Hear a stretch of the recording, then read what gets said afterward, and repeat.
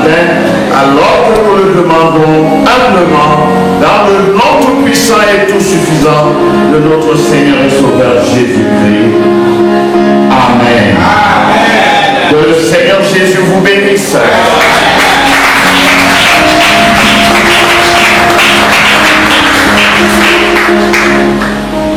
Veuillez vous asseoir, bien-aimés.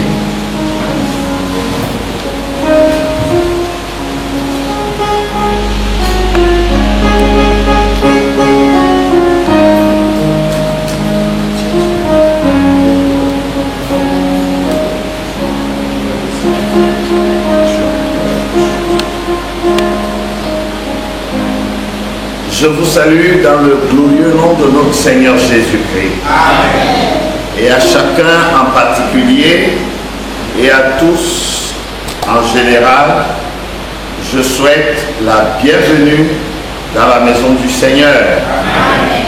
Et je crois que ce matin, celui qui nous a rassemblés est au milieu de nous pour bénir chacun individuellement et combler les attentes de nos cœurs. Amen. Alléluia. Est-ce que nous pouvons l'acclamer ce matin?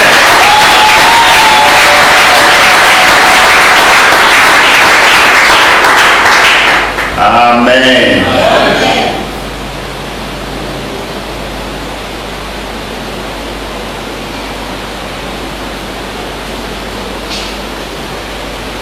La grâce de Dieu nous permet d'être encore ici ce matin et de partager le pain de vie, celui qui donne la vie non pas à nos corps mortels, mais à nos âmes éternelles.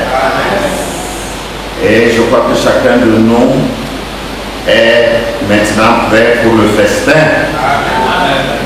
Je peux entendre Amen.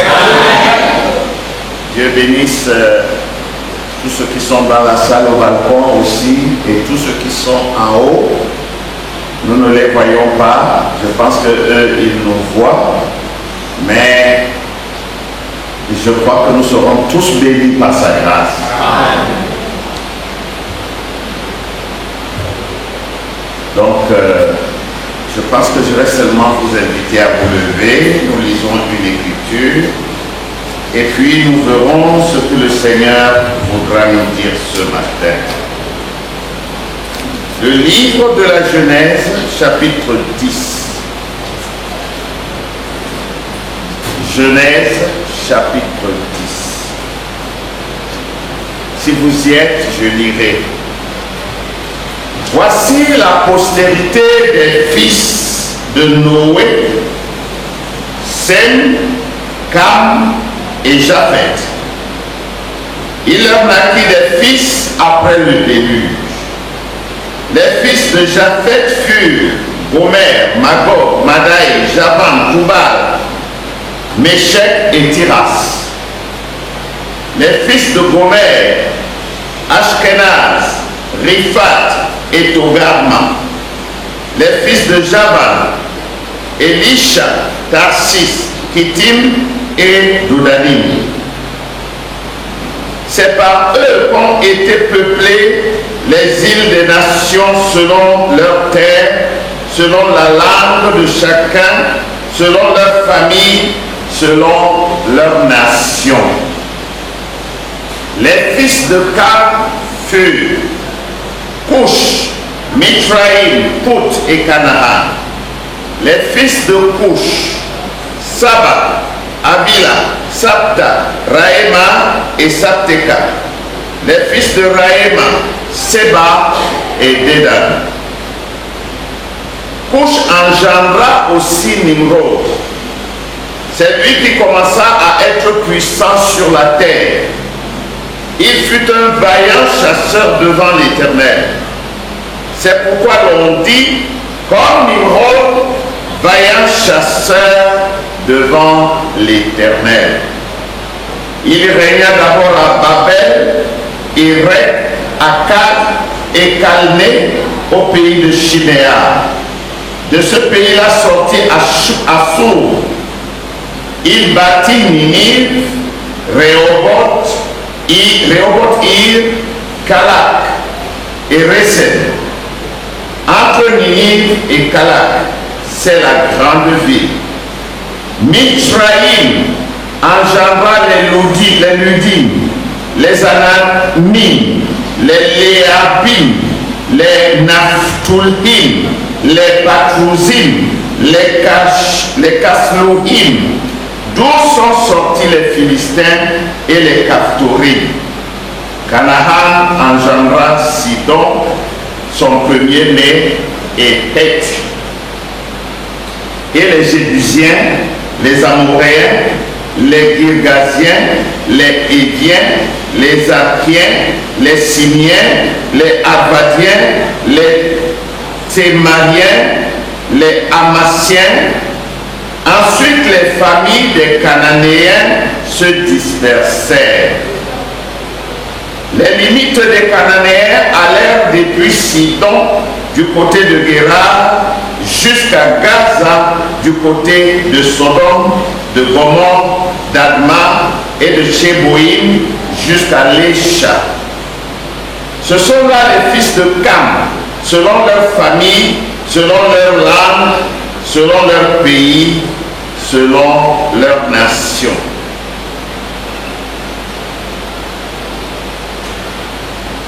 Il naquit aussi des fils à Sem, père de tous les fils d'Héber, et frère de Japheth l'aîné.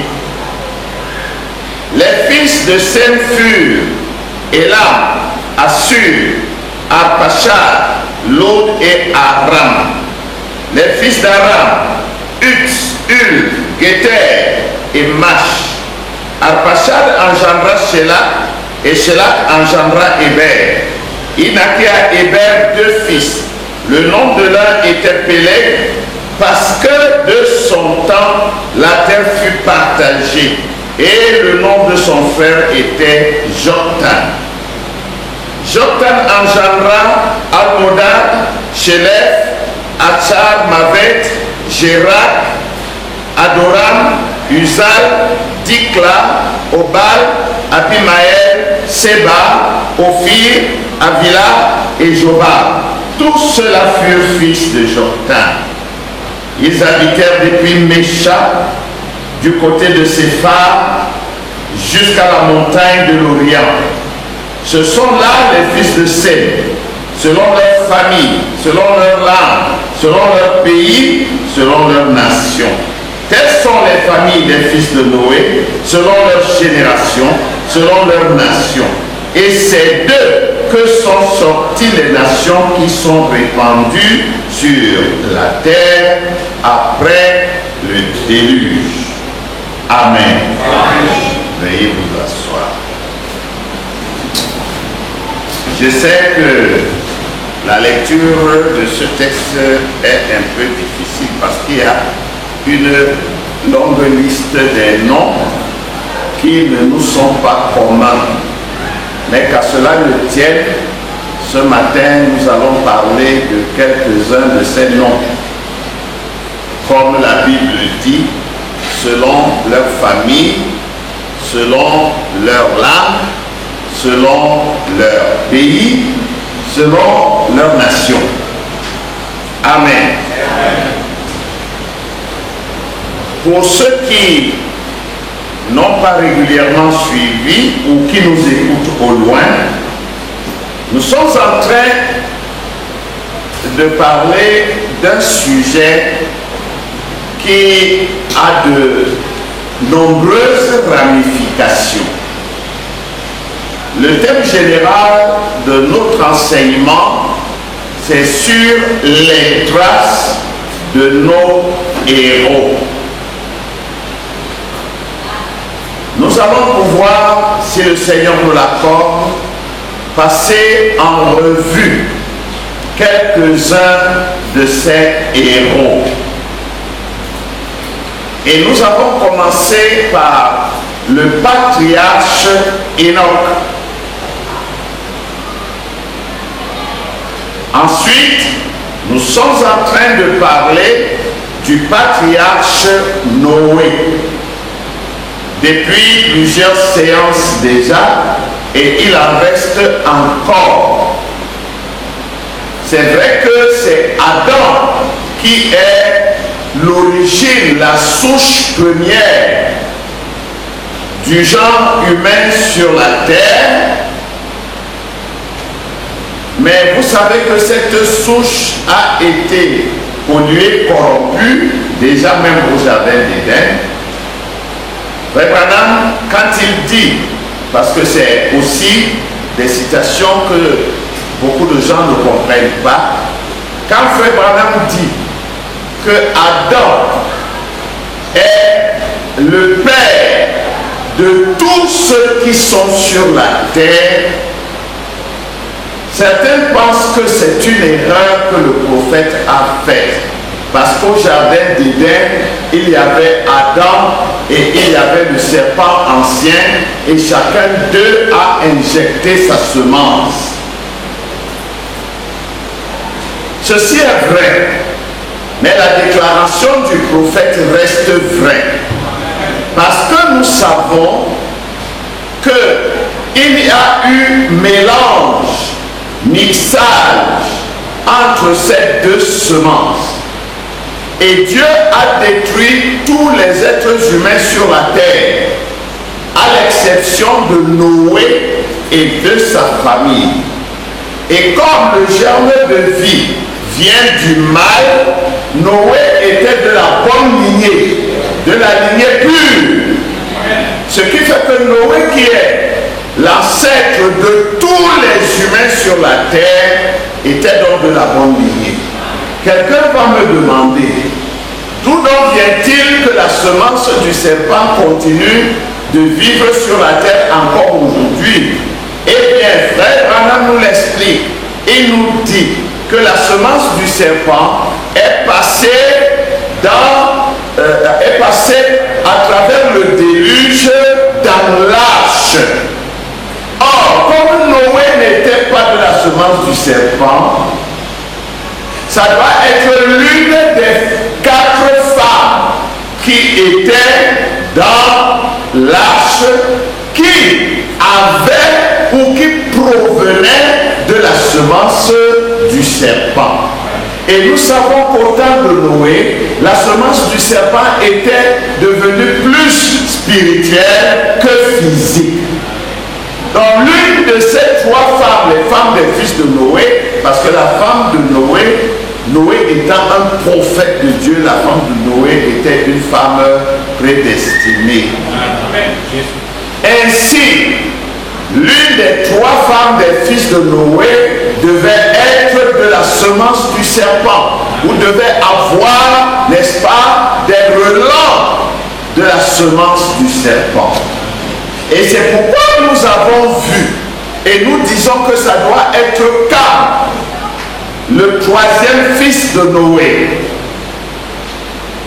Parce que c'est de sa semence que premièrement, le serpent s'est manifesté. Entendez, le diable s'est manifesté. Maintenant, nous avons étudié Noé, juste ici. Nous sommes maintenant dans la descendance de Noé. Et nous avons vu que Noé a eu 3 fils, Sem, Cam et Japheth.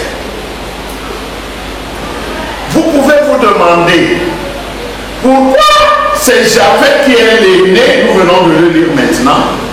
Pourquoi entre Japheth l'aîné et Cam le cadet, il y a Sem, mais quand on cite d'abord Sem, puis Cam, puis Japheth, c'est parce que généralement la Bible parle plus de ceux qui ont joué un grand rôle en ce temps reculé. Vous allez voir, quand la Bible parle par exemple des enfants d'Abraham, on parle très peu des enfants de Ketura, on n'en parle même pas. Amen. Nous ne connaissons même pas leur nom. Mais on parle d'Isaac et d'Ismaël. Parce que c'est eux qui ont joué un grand rôle, qu'ils continuent même encore de jouer aujourd'hui. Nous pouvons prendre beaucoup d'exemples. Quand vous voyez, on vous parle des fils de David, vous entendrez surtout parler de Salomon, de l'autre là qui était très beau là, Absalom, de Bichar, ceux-là qui ont joué un grand rôle. Ces deux compas. Pourtant, David avait beaucoup de fils et de filles. Les filles même aussi, on n'en parle que si elles ont un rôle important. Par exemple, on a parlé de Tamar, que son frère a abusé. Maintenant, on parle de Tamar, la femme de Judas, ou plutôt la belle-fille de Judas qui lui a donné 2 enfants à cause de ce rôle-là. On va parler de Ruth parce qu'elle a joué un rôle important pour la suite de l'histoire. On va parler de Rahab à cause de sa foi et du rôle qu'elle a joué parce qu'elle a été mariée à un général israélite autant pour moi, le général Salmon, qui sera l'ancêtre du Christ. On va parler de Bathsheba à cause du rôle qu'elle a joué ayant été la mère de Salomon, n'est-ce pas, le successeur de David. Généralement, on ne parle pas de femmes. On a parlé très peu de Dina, fille unique pourtant de Jacob, à cause de sa déchéance et de son relèvement. Donc, on a parlé d'abord de Sem, puis on a parlé ensuite de Cam, et enfin on a parlé de Japheth. Je veux dire, on les a cités dans cet ordre-là. Mais Japheth était l'aîné, Sem était le puîné, et Cam était le cadet. Amen. Amen.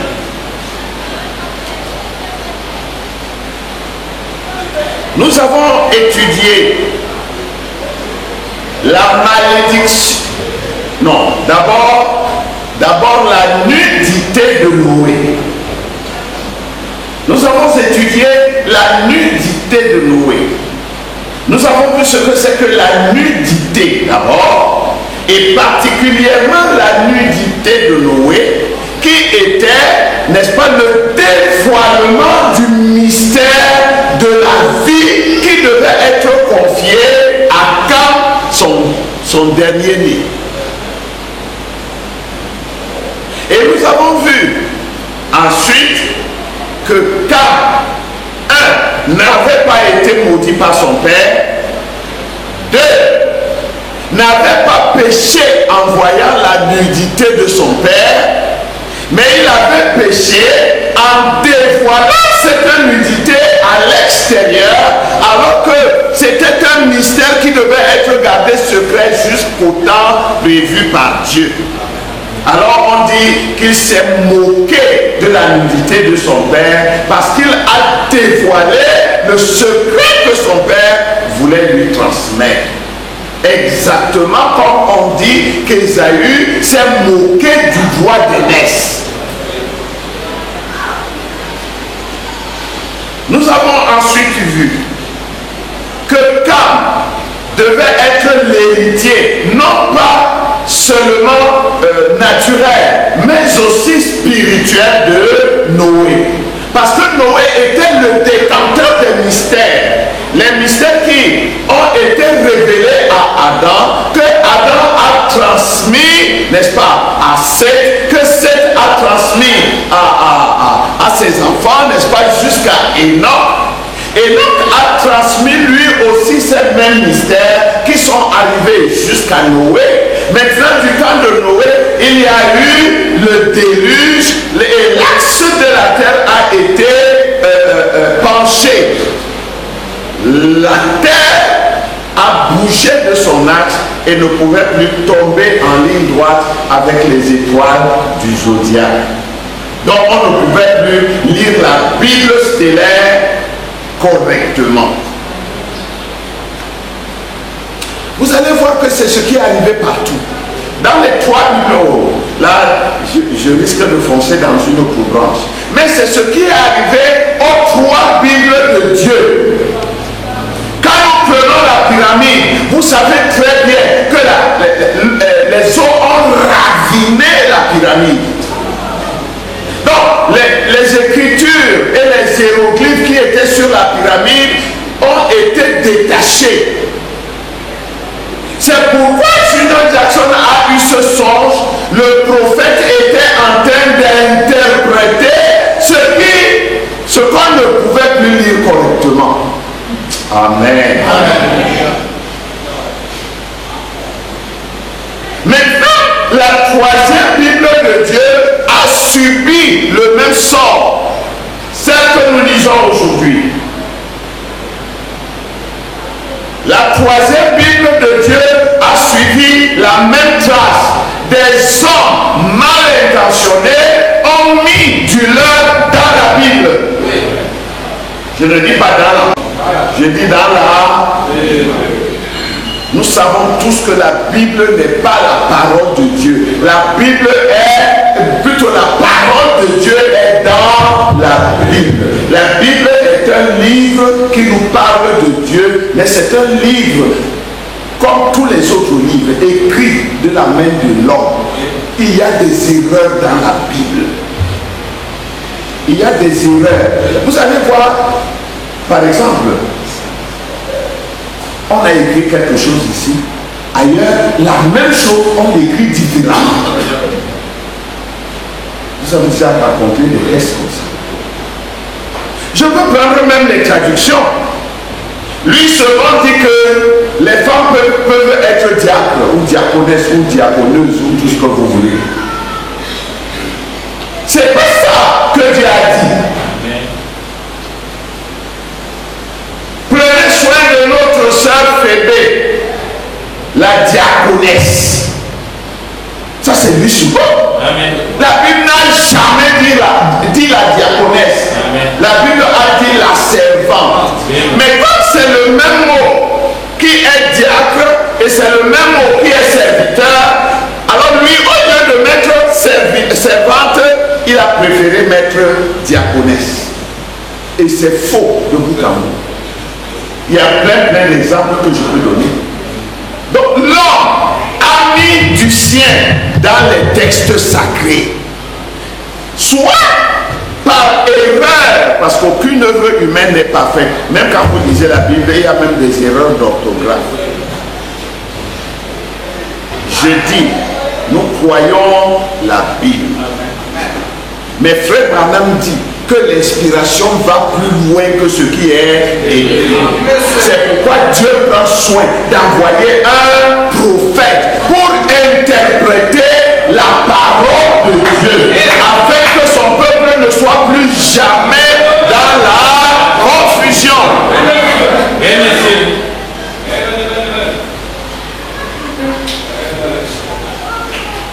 Je me rends compte que chaque fois que je prêche 2 heures, j'essaye de faire des efforts, mais vraiment, je vous suis reconnaissant parce que vous me supportez. Je sais qu'en d'autres milieux, on ne suivrait pas. Que Dieu vous bénisse. Ce n'est pas vraiment parce que je veux vous tenir pour long, mais c'est parce que j'ai un poids dans mon cœur. C'est de transmettre ce qui est dedans. Vous savez, c'est ça ma mission. Je vous l'ai peut-être déjà rencontré. Quand j'étais au sud-ouest, j'ai eu un songe où Dieu m'a parlé. C'était vraiment le vrai commencement de mon ministère. Et Dieu m'a dit, va et dis à tes frères tout ce que tu as vu et tout ce que tu as entendu. Et je vous ai dit que je n'ai rien entendu. En dehors de cette conversation, de ces paroles, les seules paroles, va et dis à tes frères. Il n'y a pas autre chose que j'ai entendu. Et ce que j'ai vu, je vous ai raconté. N'est-ce pas, j'ai vu quelqu'un assis dans un grand trône en haut. Et puis j'ai vu quelqu'un qui voulait et qui est venu vers moi et qui m'a parlé. Maintenant, je crois que c'est Dieu. Si je me trompe, je suis innocent. Si je me trompe d'interprétation, je suis innocent. Mais c'est ce que j'ai vu, c'est ce que j'ai entendu. Mais j'ai compris par la suite qu'il ne s'agit pas de ce que j'ai vu dans le songe, ni de ce que j'ai entendu dans le songe, mais de ce que Dieu me fera voir dans sa parole. Et c'est ça que j'essaie. J'ai ce poids sur le cœur de transmettre ce que j'ai, ce que je ressens. Ce que je ressens dans mon cœur, dans mon âme, même dans les réunions d'église. Je ne peux pas fuir, même si on me foule dans la boue. J'ai quelque chose à donner. Amen. Il faut que je le donne. Amen. Donc,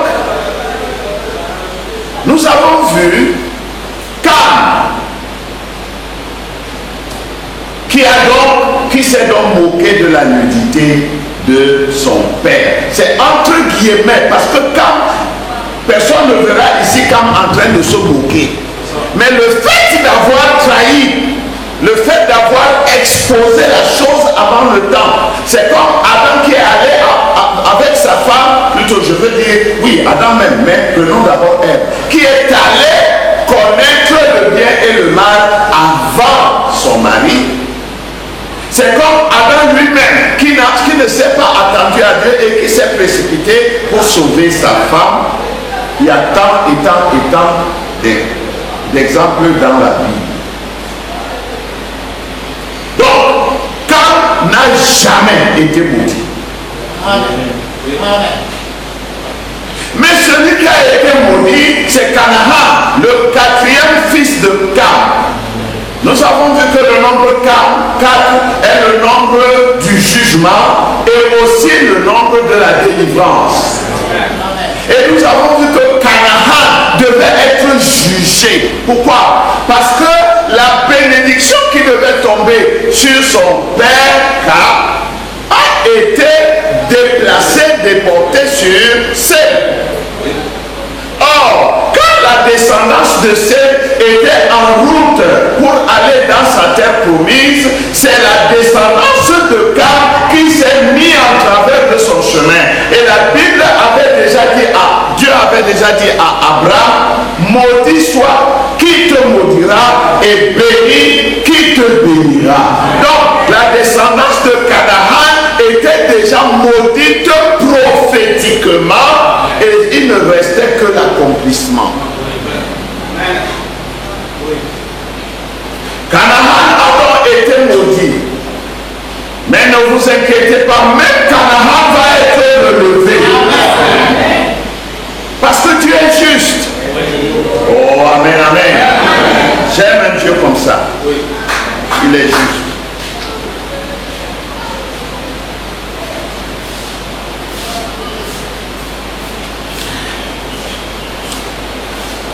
Aujourd'hui, s'il plaît au Seigneur, nous allons faire un petit pas en avant. C'est sûr, je ne vais pas terminer ce que j'ai ici. Nous allons parler d'une partie et le reste, nous verrons ensuite. Nous avons donc lu dans le livre de la Genèse le 10e chapitre. Le 10e chapitre de la Genèse. Surveillez vos téléphones s'il vous plaît. Que je n'entende pas les sonneries de téléphone. Quand vous entrez à l'église, mettez votre téléphone au silencieux ou au vibreur, au silencieux de préférence, pour qu'il ne dérange pas le cours de la prédication.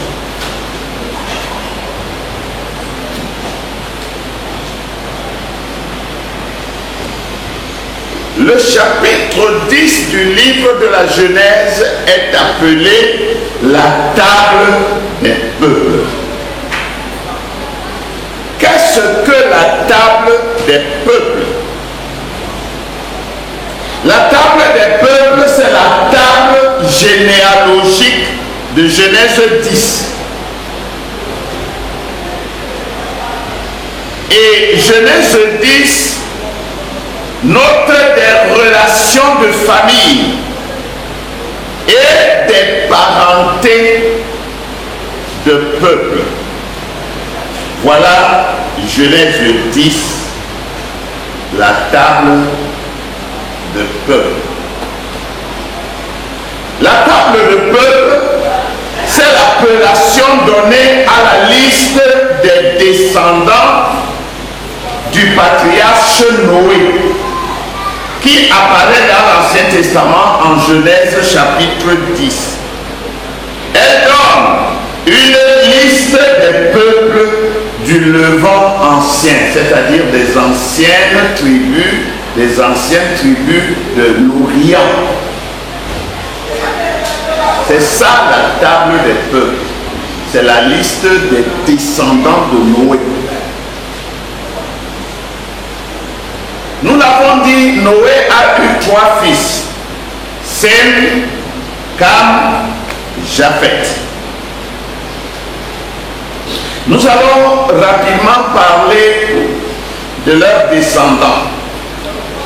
Parce que ce qui va nous intéresser le plus, c'est l'histoire du dernier né. Les Kamites ou les Hamites, c'est la même chose. On l'appelle Kam, on l'appelle Ham. Et vous savez ce que signifie Ham? C'est une portion du nom de Dieu. Soyez vraiment attentifs. Dieu a une méthode et qu'il emploie régulièrement. Ce qui lui est précieux, il le cache dans la boue. C'est un mystère. Mais nous pouvons commencer depuis l'origine. Adam lui-même était le fils parole parlée de Dieu. C'est ce que Frère Branham nous a dit. Dans la parole parlée est la semence originelle. Mais Dieu l'a caché dans la boue. Dieu a pris d'une terre maudite. Et c'est avec ça qu'il a fabriqué le corps de son fils Adam, qui pourtant était un logos. Est-ce que vous êtes avec moi ce matin? Ne soyez surtout pas distraits.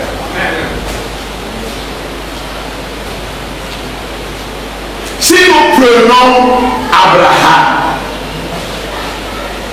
Dieu pourrait faire que Abraham, dès sa naissance, soit rempli du Saint-Esprit. Non, Abraham était un Chaldéen, adorateur d'idoles.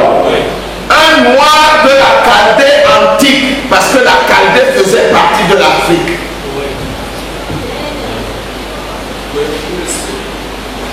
Il a sorti d'une porte d'idolâtrie pour en faire le père de la foi. David sort d'où? Même son propre père l'avait oublié parce qu'il était un laissé pour compte. Il était là-bas dans les déserts, sur les montagnes, à paître les troupeaux. Et Frère Branham dit qu'un berger sent les brebis.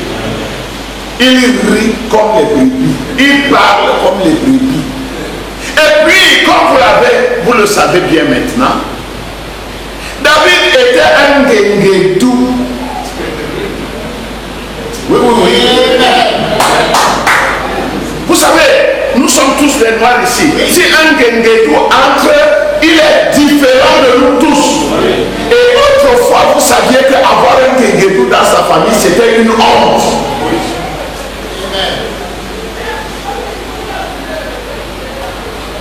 Guenguetou, c'est une étoile de mer. Et une étoile de mer, c'est une pépite. On dit étoile ou pépite. Parce que Ngenge, c'est un don. C'est aussi une pépite. C'est une étoile. C'est pourquoi chez nous, les Sawa, et peut-être d'autres pays aussi, je ne sais pas comment on appelle ça, je ne sais pas comment on appelle étoile. Nous, on dit Ngengeti. Et le Ngengeti dans les différentes langues Sawa, ça varie, mais ça a toujours la racine. Et d'où c'est l'entrée d'un fleuve. On appelle ça en français embouchure. Merci. C'est l'embouchure. Quand vous quittez la mer pour entrer dans le fleuve, ou quand vous quittez le fleuve pour entrer dans la mer, on dit d'où. C'est devenu des guérous à force de se moquer. Mais c'est une guérou. Autrefois, les anciens considéraient les albinos comme des dieux. Parce qu'ils étaient différents, ils étaient lumineux. Les blancs n'étaient pas encore arrivés chez nous. Et quand on voyait un Gengeru, on disait que c'est une fée.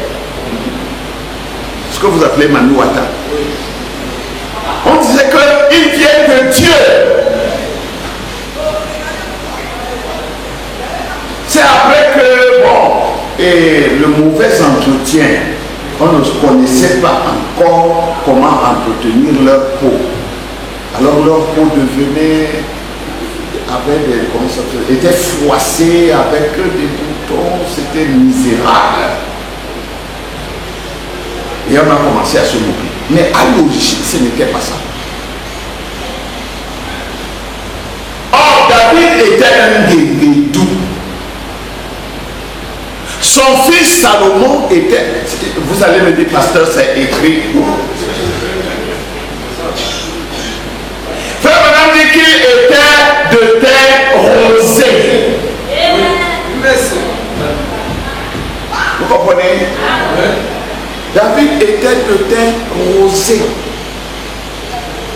Et ceux qui ont le teint rosé, ce n'est pas les blancs. C'est justement les Ngengedou. C'est eux qui ont le teint rosé. Ils ont des cheveux comme les blonds. Des cheveux blancs. Certains d'entre eux ont des yeux bleus. Et leurs cheveux blancs sont des cheveux crépus. Les cheveux des noirs, ils ne viennent pas des blancs, ils viennent des noirs. C'est simplement une décoloration.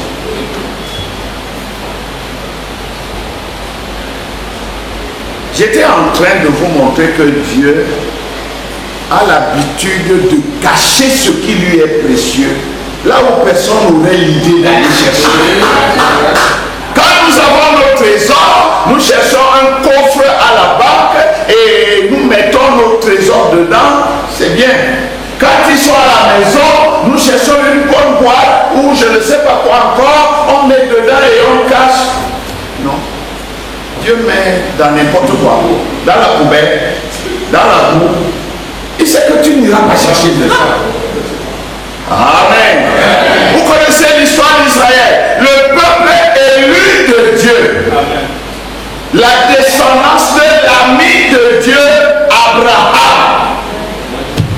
Dieu prend ce peuple, tout ce peuple-là, il va les jeter dans la boue en Égypte. Il en fait des esclaves. Nous avons vu ici pourquoi Dieu en a fait des esclaves. C'était pour façonner en eux la mentalité d'esclave. De manière que lorsqu'il les libérerait et qu'il en ferait lui ses esclaves à lui, alors qu'ils aient déjà un lavage total de cerveau pour qu'ils soient vraiment esclaves définitivement. Mais de Dieu cette fois-ci.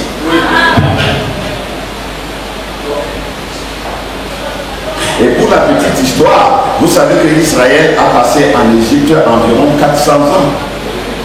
Et vous savez que l'Afrique a été esclavagée pendant 400 ans environ. Nous verrons d'autres choses après. Essayons d'avancer. Noé a eu 3 fils.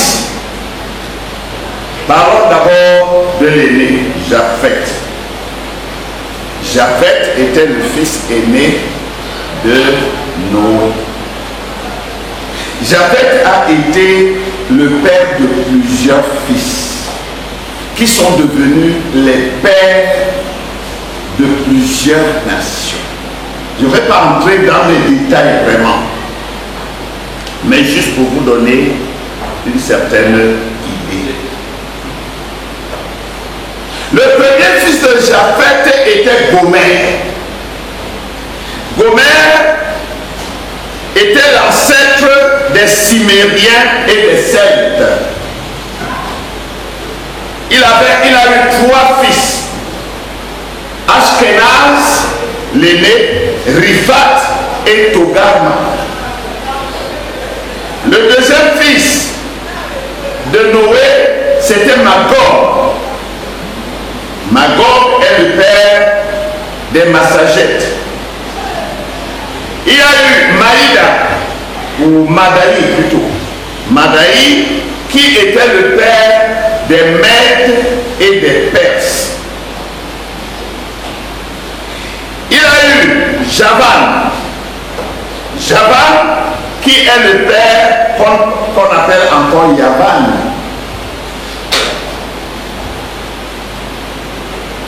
Javan a eu 4 fils. Elisha, Tarsis, Kittim, Dodanim. Voilà ses fils. C'est les fils de Javan. Maintenant, quand on parle de Javan, de Gomer, de Magog, de Madaï et des autres, ce sont des nations. Ce sont des gens qui ont généré des nations. Par exemple, quand on parle de Madaï, c'est lui qui est le père de Samothée, n'est-ce pas? Des Gaulois. Les Gaulois descendent de Madaï, fils de Japheth. Les Éoliens, les Ciliciens, les Tarses, les Chypriens, les gens de Tarse, je veux dire, les gens de Chypre, ce sont les descendants de Gomer. Ce sont ses fils. Javan a eu ses fils, nous venons de les citer. Toubal a eu aussi des fils, il est le père des Ibères. Méchec est le père des Moscovites, donc des Turcs et des Russes et des Slaves, des pays slaves. Il y a aussi eu Tiras, qui est le père des Tyriens et de Thrace. Voilà un peu la descendance de Japheth. Nous avons vu que Japheth signifie qui s'étend, qui s'élargit. Et nous avons vu comment il s'est élargi, nous allons y revenir plus tard. Le deuxième fils de Noé, c'est Sem. Lui aussi a eu beaucoup de fils. Le premier, c'était Élam. C'est la Perse. Le deuxième était Assur. C'est la Syrie. Le troisième était Arpachshad. C'est les ancêtres des Hébreux. C'est l'ancêtre plutôt des Hébreux. Le quatrième était Lourdes, qui est le père de la Lydie. Et enfin, il y a eu Aram, qui est l'ancêtre de la Mésopotamie et de la Syrie. C'est les pays de l'Orient. Nous l'avons dit aussi, je crois, la dernière fois, que le monde a été partagé en trois. La Bible nous le dit tout à l'heure que du temps de Pérez, la terre a été partagée entre les descendants de Noé. Les fils de Sem ont pris l'Orient et le Moyen-Orient. Les fils de Japheth ont pris l'Occident, l'Europe. Et les fils de Cam ont pris le sud, le midi. Donc, Aram, fils de Sem, a donné aussi des fils. Nous avons lu les noms de ses fils ici. Ce que je veux souligner ici, c'est que Sem donna naissance à Arpachad, Arpachad donna naissance à Shelah, et Shelah donna naissance à Héber. C'est pourquoi on dit que, n'est-ce pas, Arpachad est l'ancêtre de tous les Hébreux, de tous les fils d'Héber.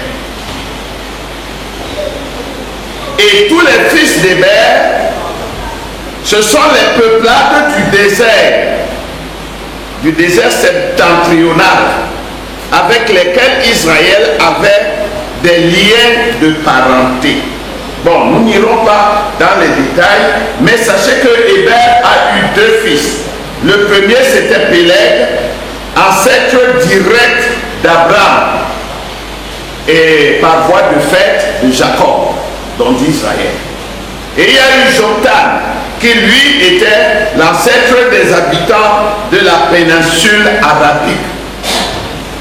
Le Qatar, l'Arabie Saoudite et les autres. Ils sont tous des frères ou des cousins, si vous voulez. Tous, ils sont en Orient, à l'Est, en Orient et au Moyen-Orient. Maintenant, nous savons, selon la Bible, que Héber a donné naissance à Péleg, qui a donné naissance à Réu, qui a donné naissance à Sérou, qui a donné naissance à Nacor, le grand-père d'Abraham. Nacor a donné naissance à Térak, le père d'Abraham. Et Térak avait eu trois fils, il y a Abraham, Nacor et Aram, qu'on appelle encore Karan. Et c'est Abraham qui va être, n'est-ce pas, l'ancêtre des Israélites. Lorsque la bénédiction a été ôtée de Cam, elle a été placée sur Sem. Nous allons y revenir quand nous verrons l'histoire des réveils. Je ne sais pas si nous allons y arriver ce matin, possiblement. Je ne sais pas. Parlons de Cam. Cam est l'ancêtre de tous les Noirs. Le nom Cam signifie basané ou brun. Seuls les Noirs sont bruns. Seuls les Noirs sont basanés. Cam a donné naissance à Couche, ce qui signifie noir ou encore brûlé. Ça veut dire qu'il était plus noir que les autres. Vous voyez, Ésaü et Jacob étaient frères. Ils étaient aussi des noirs. Mais Ésaü avait ceci de spécial qu'il était un noir roux.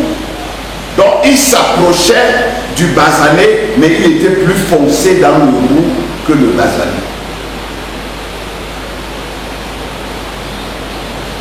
Donc Cam a eu 4 fils. D'abord Couche, qui est l'ancêtre de l'Éthiopie. Deuxièmement, Mitzraïm, qui est le père de l'Égypte. Même dans la Bible, on appelle l'Égypte le pays de Cam, parce que c'est son fils Mitzraïm qui en est le père. Il y a eu Pout, qui est l'ancêtre de la Libye ancienne. Et enfin, il y a Canaan, qui est l'ancêtre des Palestiniens. Bon, Cush a eu des fils, Saba, Avila, Sabta, Raïma, Dedan, et il a aussi eu Nimrod. Nous l'avons lu dans la Bible. Mishraïm de l'Égypte a eu les Ludim, les Ananim, les Néabim, les Naftouim, les Patrouzim, et aussi les Kaslouhim. D'où sont sortis les Philistins et les Caphtorim. Vous voyez que les Philistins, c'était des noirs. Poutre aussi a eu des enfants. Nous avons dit qu'il est le père de la Libye, ce qu'on appelait autrefois la Cyrénaïque. Maintenant, la Cyrénaïque, en réalité, c'est une partie de la Libye. Parce que la Libye a 3 grandes provinces. Il y a la métropolitaine ou la tripolitaine. Il y a la tripolitaine, d'où vient le nom Tripoli, qui est la capitale de la Libye d'aujourd'hui. Il y a Fezzan et il y a Cyrénaïque. Fezzan et tripolitaine sont en haut, en bas, c'est la Cyrénaïque. Et tous étaient des Noirs. Nous savons par l'histoire, par l'archéologie et par plusieurs sciences, ethnologie et autres, que tous les premiers hommes sur la terre étaient des Noirs. C'est pourquoi Frère dit qu'il n'y avait pas de problème de race à l'origine. Parce qu'il y avait une seule race.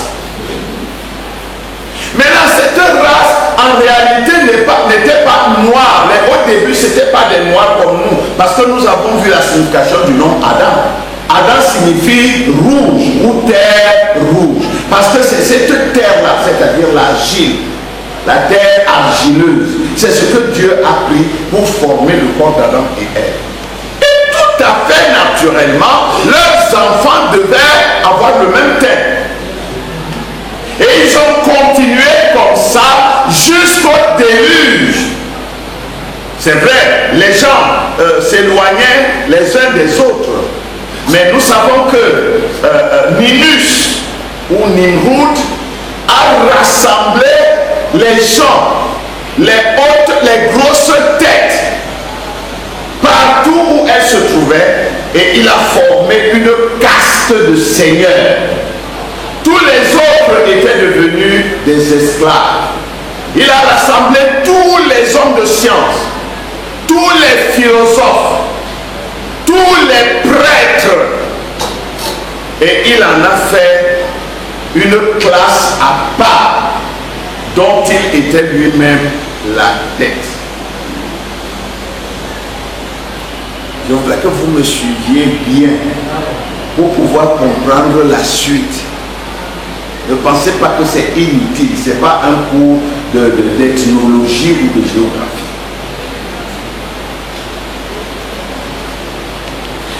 C'est ainsi que les peuplades ou les peuples se sont multipliés. Et au déluge, nous savons que Dieu les a littéralement dispersés. Alors les uns sont allés à l'est, là où il fait froid, et leur terre a commencé à changer. Les autres sont allés en Occident, en Europe, là où tantôt il fait chaud, tantôt il fait froid. Et à la faveur des brassages,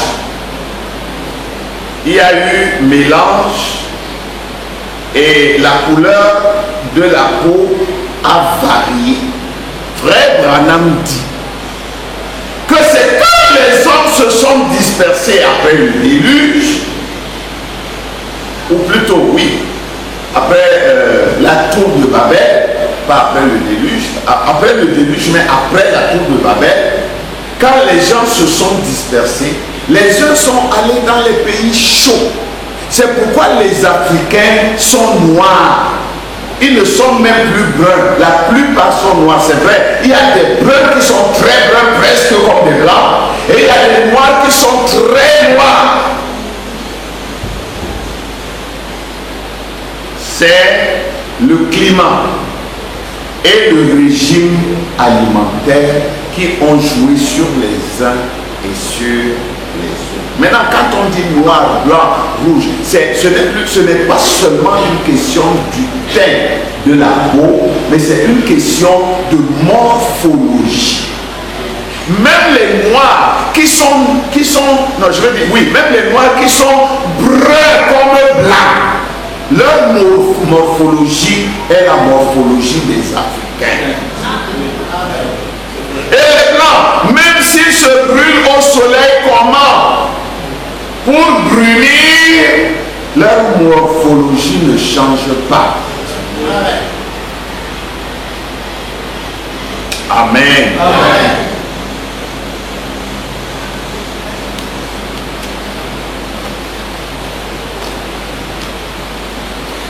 Avançons un tout petit peu.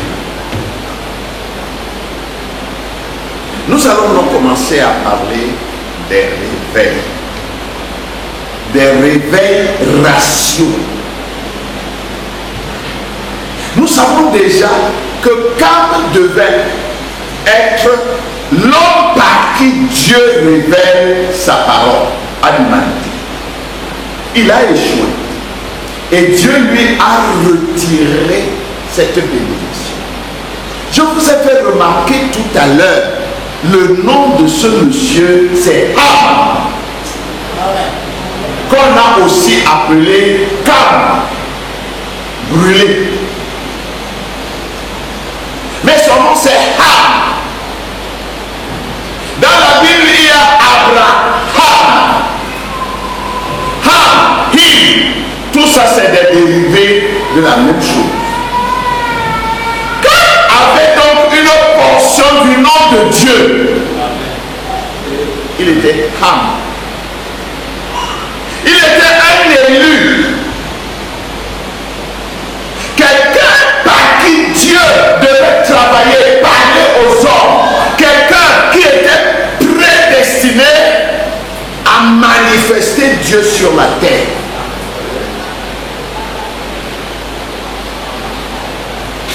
Mais le droit d'aînesse lui a échappé. Vous connaissez quelqu'un d'autre à qui le droit d'aînesse a échappé? Il y en a plusieurs, mais je pense à un qui a perdu son droit d'aînesse, mais qui va le retrouver, qui sera restauré. Lui aussi, symbole du sud, symbole du midi. C'est Ruben, le porte-étendard du midi. Vous savez que Ruben est le premier-né. Jacob dit, mon fils premier-né, la vigueur de ma jeunesse. Il dit que Ruben, il est fougueux, il est fort, c'est-à-dire puissant, mais il n'héritera pas du droit d'aînesse. C'est pourquoi la royauté lui a échappé en Israël. La royauté a bien sûr échappé aussi à ses frères Siméon et Lévi à cause de l'histoire de Dina, comme vous le savez, nous en avons parlé ici. Et la royauté est tombée sur le 4e Judas. Ruben, qui devait être l'héritier principal de Jacob, il est monté sur la couche de son père. Ça veut dire que lorsque la mère, la deuxième femme, Rachel, la deuxième femme de Jacob, est décédée, Jacob était allé paître ses troupeaux et son fils premier-né est allé avec la servante de Rachel. Alors, Cela a fait que son père l'a désiré. Jacob était un prophète. Mais après Jacob, il y a eu des prophètes plus puissants. Amen. Il y a eu des onctions supérieures. On dit amen à ça. Jacob l'a détrôné, mais il va retrouver sa place. Oh, amen. Amen. Voilà comment Dieu fait habituellement. Maintenant, quand Dieu a ôté des mains de Cam le bâton de commandement, c'est-à-dire le commandement spirituel, il l'a donné à Sem. C'est pourquoi Noé dira que Dieu soit le Dieu de Sem. C'est-à-dire que Sem devienne la possession de Dieu. L'homme par qui Dieu va agir. Abraham était un prophète, il a prophétisé comme ça devait s'accomplir. Mais regardez, c'était le début de la dispensation sémitique. Les Sémites allaient donc tenir le bâton prophétique de Noé et conduire l'humanité tout entière. Seulement, quand Noé a béni Sem, on n'a vu aucun réveil de la part ni de Sem, ni de sa descendance, jusqu'à Abraham. Donc, je souligne déjà ici qu'il y a une différence entre une dispensation et le réveil de cette dispensation. Est-ce que vous me suivez? Amen. Il y a une différence. La dispensation sémitique commence avec Sem, après la bénédiction qu'il a reçue de son père. Cette dispensation va couvrir tout l'Ancien Testament jusqu'à la venue du Shiloh, où la dispensation sémitique va se terminer. Aujourd'hui, la bénédiction ne vient plus d'Israël. Non. Parce que lorsque Sem a reçu cette bénédiction, comme nous l'avons vu tout à l'heure, Sem a donné naissance à Arpachad. Arpachad a donné naissance à Shélak. Shélak a donné naissance à Héber. Héber a donné naissance à Pélec. Pélec a donné naissance à Réu. Réu a donné naissance à Sérug. Sérug a donné naissance à Nacor. Nacor a donné naissance à Térak. Et Térak a donné naissance à Abraham. C'est Abraham que Dieu a appelé. Amen. Voyez, de Sem, ça fait 1, 2, 3, 4, 5, 6, 7, 8, 9, 10 générations.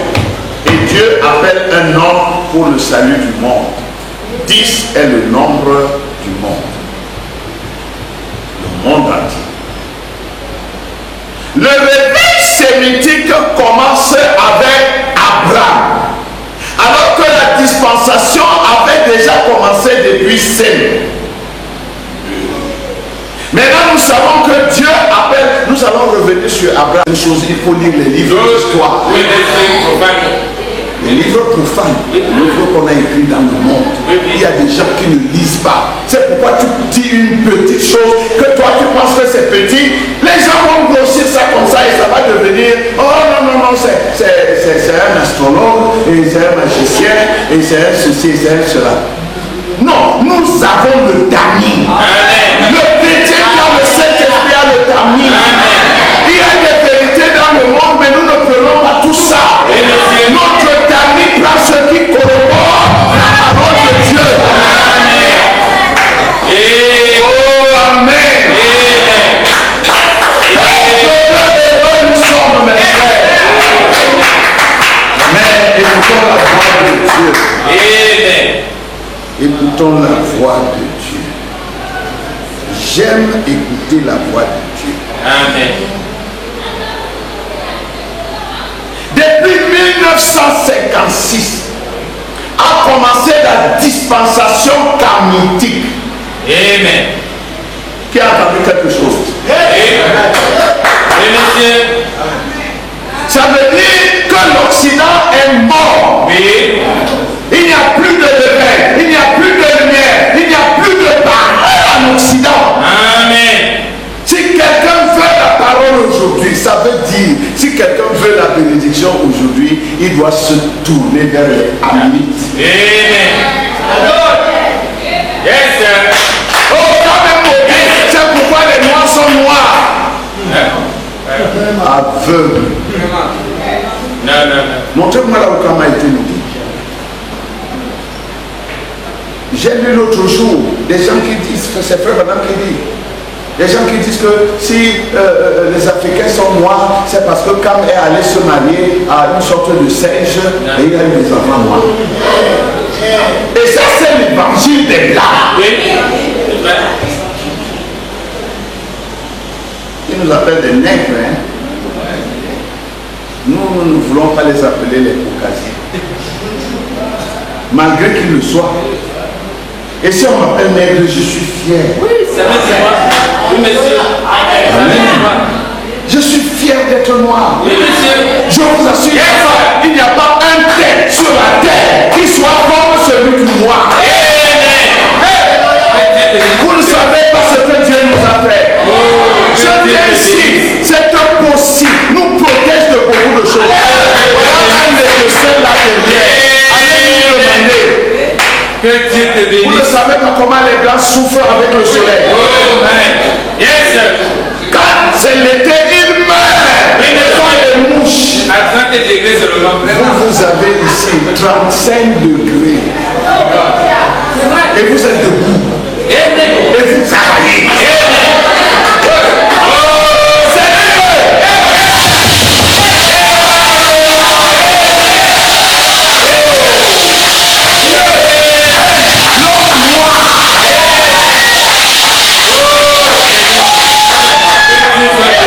Se querelle avec Dieu. Pourquoi Dieu nous a fait noirs? Vraiment nous souffrons. Et si vous ne savez pas, c'est parce qu'ils nous comprennent. Ils ne connaissent pas les prophéties. Dieu n'avait-il pas dit à Abraham que Abraham était son ami? Mais toi tu prends les enfants de ton ami pour les mettre en esclavage dans la boue. C'était dans un dessein. Dans un but glorieux. Et si Dieu a laissé l'homme noir dans cette condition, c'est dans un but. Personne ne prend ses perles pour les mettre à la portée de tout un chacun. Si tu as un trésor, tu le caches. C'est ce que je disais l'autre jour à mes jeunes soeurs. Vous êtes des trésors. Amen. Cachez-vous. Ne vous exposez pas. Vous êtes bienvenus. Vous êtes des trésors. Vous êtes la finale humaine de l'œil de Dieu humain. Couvrez-vous, protégez-vous. Amen. Celui qui a son trésor le cache. Et l'homme noir est un trésor pour Dieu. Oh, nous allons voir. Même quand c'était la dispensation sémitique, Dieu utilisait toujours l'homme noir pour protéger sa parole. Amen. Alléluia. C'est pas moi qui invente, c'est écrit dans la parole de Dieu. Oui, messieurs. Ou nous croyons ou nous ne croyons pas la Bible. Amen. C'est l'Afrique, c'est l'homme noir qui a toujours pris soin de Dieu. Amen. Et c'est pourquoi Dieu l'aime. Pourquoi Noé a-t-il maudit Canaan? Je vous ai déjà expliqué pourquoi. Oui. Et il va le relever. Amen. Dieu a laissé l'homme noir dans cette condition basse pour pouvoir l'élever jusqu'aux cieux. C'est aussi la Bible qui le dit, c'est pas moi.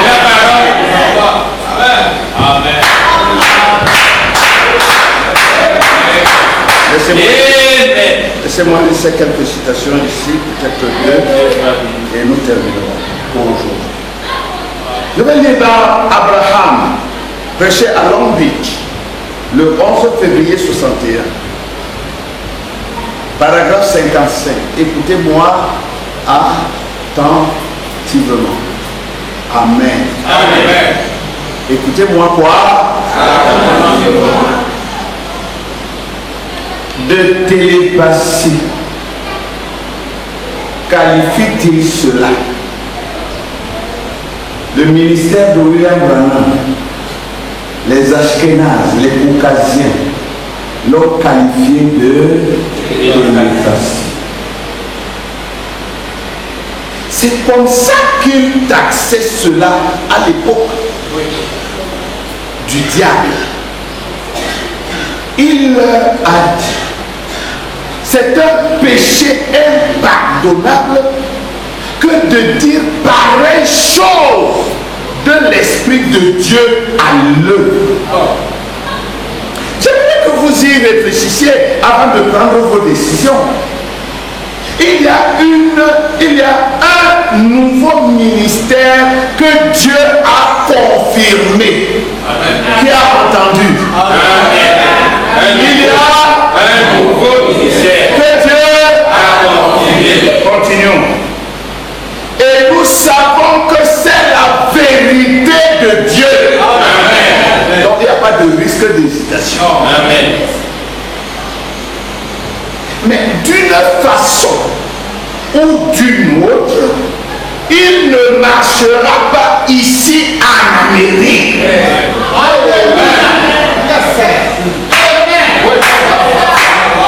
J'ai l'impression que vous n'avez pas compris ça. Branham, un Américain de souche, parce qu'il est irlandais. Et c'est eux qui sont à la base de l'Amérique. Oui, c'est vrai. Ils sont partis d'Europe pour aller, ils ont fui la torture à cause de leur foi. Et ils sont allés chez les Indiens d'Amérique. Ils se sont installés là-bas. Et ils ont commencé à adorer Dieu librement. Amen. Un Caucasien. Il dit, ce nouveau ministère ne peut pas marcher ici en... Écoutez.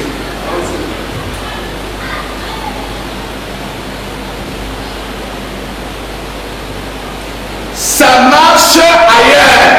Donc ce n'est pas que le ministère ne marche pas, il marche. Amen. Mais pas en Amérique. Amen. Ça marche ailleurs. Eh bien, il sera plus grand que ce que nous avons ici. Ce nouveau ministère ne sera pas pour l'Occident. Il va marcher ailleurs. Amen. Après l'Orient, l'Occident. Après l'Occident, le Midi. Amen. S'il ne marche pas ici en Occident, il va marcher ailleurs. C'est-à-dire dans le Midi. Le Midi, c'est le Sud. C'est le Sud qui reste. Amen. Et il dit, il sera plus grand que ce que les Occidentaux ont eu. Donc plus grand que le pentecôtisme. Amen. Mais vous voyez, nous avons dépassé notre jour de grâce par nos péchés. Je dis que c'est un Caucasien qui parle aux Caucasiens. C'est tout ce qu'il en est. J'avais prédit cela en 1956. Et c'est ainsi depuis lors. Ça tombe constamment. Amen. En 1956. Amen. Ça fait plus de 50 ans. Ça fait plus précisément combien? 56. Il y a 44 plus 21. Donc 66 ans. 65 ans. 65 ans depuis que Branham l'a dit. Il dit, j'avais prédit cela en 1956. Et c'est ainsi depuis lors. Ça tombe constamment, voyez. Mais Dieu fera sortir l'église élue. Oh, il est tenu de le faire. Il a dit qu'il le ferait. L'église élue n'est pas seulement l'église d'Afrique. L'église élue, c'est dans le monde entier. Au sud et de l'est à l'ouest.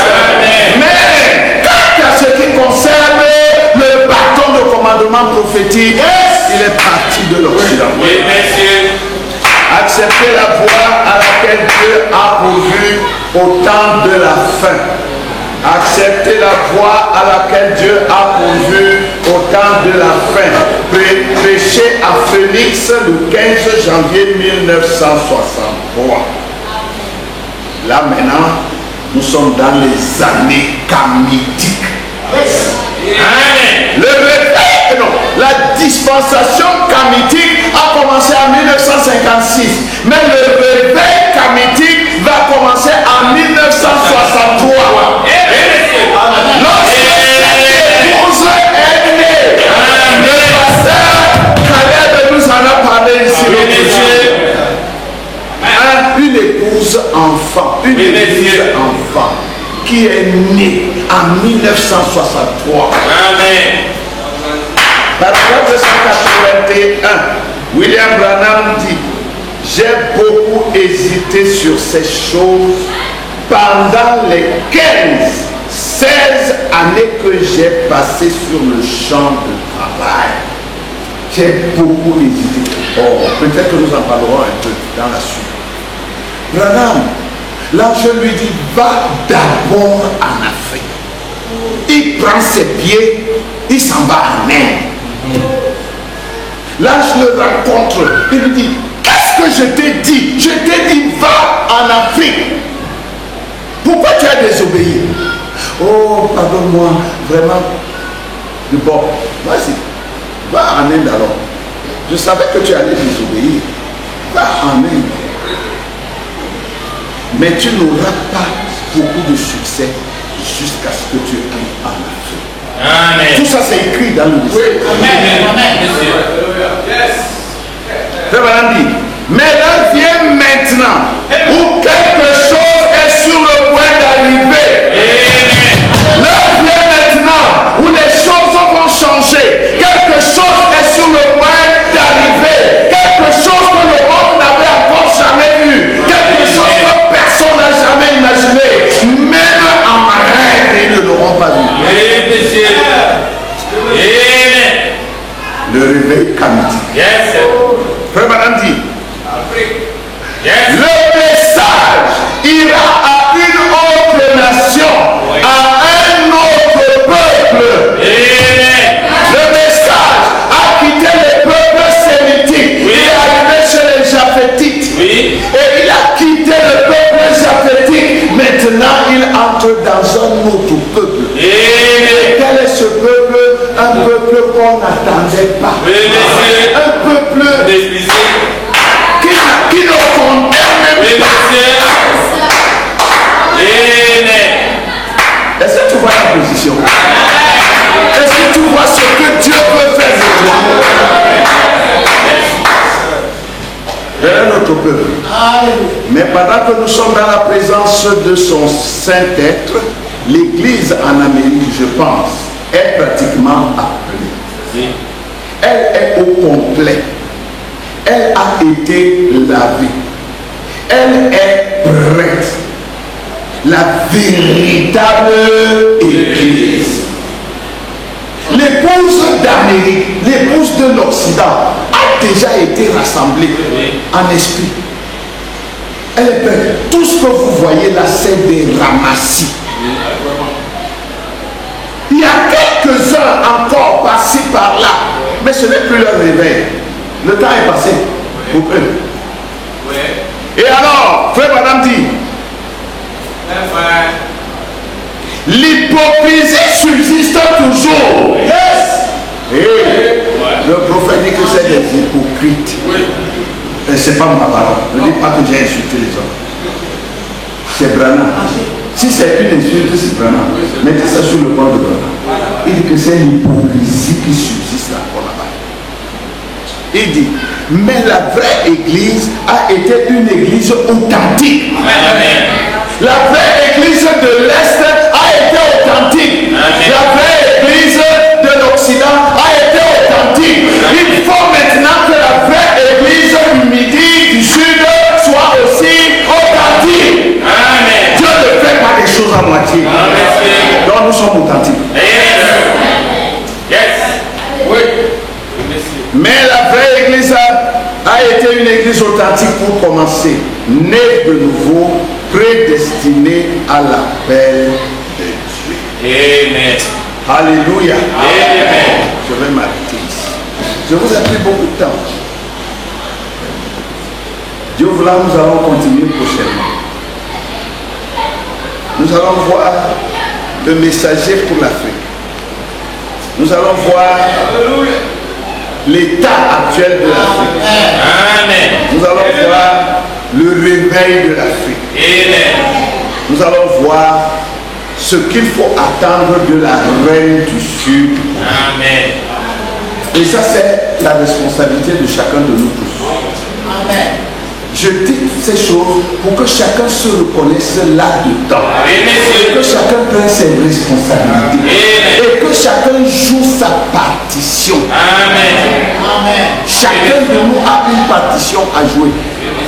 L'un peut jouer dans le monde entier. Il y a nos frères qui vont dans le monde entier, Afrique, Amérique, Europe, Asie, partout, même dans les... Il y a des Noirs qui sont en train de travailler. D'autres peuvent agir dans un continent. D'autres peuvent agir dans un pays. D'autres peuvent agir dans une ville. D'autres peuvent agir dans une église locale.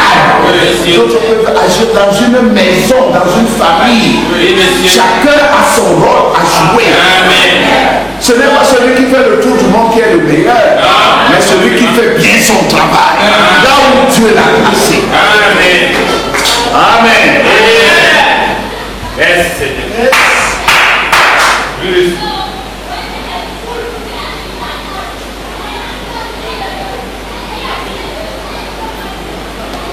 Ok, il y a une question ici.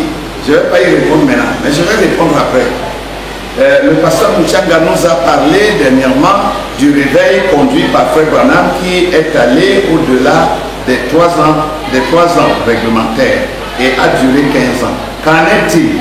C'est de cela que nous sommes en train de parler. Oui. Et nous allons entrer plus au fond de cette chose-là. Amen. L'Israël actuel est envahi par le fils de Japheth. Mais d'où vient-il donc que la promesse de Dieu en tant que nation se réalise pour ce pays? Je me réfère aux exploits d'Israël face à ses ennemis. Par exemple, la guerre des 6 jours, pour ne parler que de cet exploit-là. Merci. Là, je peux répondre déjà à ceci-là. Dans le livre des Juges, la Bible nous dit que Dieu a donné la Palestine, Canaan, à Israël. Amen.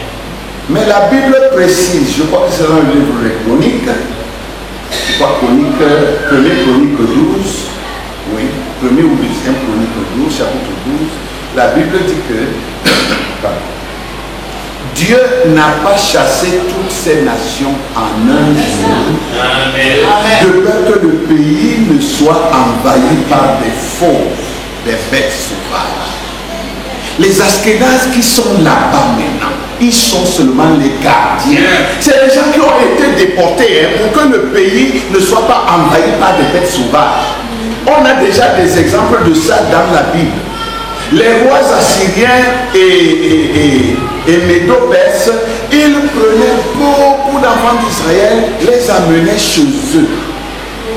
Maintenant, pour que le pays ne tombe pas sous l'empire des fauves, ils prenaient les gens des autres nations, et les Arabes et les autres, et ils les mettaient en Israël. C'est pourquoi vous voyez que finalement les Philistins ont envahi Israël. Jusqu'aujourd'hui, la guerre n'est pas terminée. Tous ces gens-là qu'on appelle Palestiniens, c'est les Philistins. Mais ils sont là des gardiens. Ces Ashkénazes sont des gardiens d'Israël. Parce que la terre est bénie. Oh, c'est l'héritage des enfants de Dieu. Les frères israélites sont dispersés. C'est ce que les prophètes disent dans la Bible. Et Dieu va assembler. Il a commencé. Amen. Vous avez entendu parler des parachas? Ces Éthiopiens qui sont allés en Israël, qui sont d'origine israélienne, la descendance de Salomon par Ménélique Ier. Il y en a d'autres. Il y en a au Cameroun, des Israéliens. Il y a des Israéliens. Il y en a au Cameroun. Il y en a au Gabon. Il y en a dans presque toute l'Afrique noire. En Afrique du Sud, ils sont pleins. Ici, en Côte d'Ivoire, il y a les Danites. J'ai ramené ici l'un de leurs vêtements. Je dis, bon, est-ce que je l'avais montré à l'église? Je ne sais pas si j'avais montré à l'église. Un jour, je vais le porter ici. On m'en a donné un. C'est leur tenue, c'est la tenue des Juifs. Leurs traditions sont les traditions des Juifs. Même nos langues bantou. Oui. La plupart d'entre elles sont proches de la langue hébraïque. Bon, tout le monde se réclame d'Israël. Nous ne sommes pas d'Israël. Nous les Sawa, nous ne sommes pas d'Israël. Nous venons d'Éthiopie. Nous sommes passés par l'Égypte. Nous sommes descendus au Congo et nous sommes entrés ici. Nous sommes des étrangers ici. Nous avons trouvé les bassins, vous le savez bien. C'est leur terre. Nous sommes des Éthiopiens. Mais il y a des Israélites. Amen. De souche. Dans presque tous nos pays d'Afrique noire. Parce qu'ils ont fui la persécution qui les pourchassait. C'est même pourquoi les Blancs ont beaucoup combattu l'Égypte. Parce que la plupart d'entre eux sont allés en Égypte. Et quand on les a pourchassés là-bas, ils se sont mis à descendre, à aller vers la brousse, vers la forêt plutôt. Vers la forêt du sud. Donc, voilà pour cette question. Dieu va les ramener. Quand le réveil de la reine du sud battra son plein, ils reconnaîtront leur Dieu et ils s'en iront en Israël. Amen. Ils s'en retourneront. Et c'est d'entre eux que seront prélevés les 144 000. Amen. Peut-être certains d'entre eux sont déjà là-bas, je ne sais pas. Mais l'autre question, puisque c'est notre sujet, je vais d'abord que le Seigneur vous bénisse. Amen.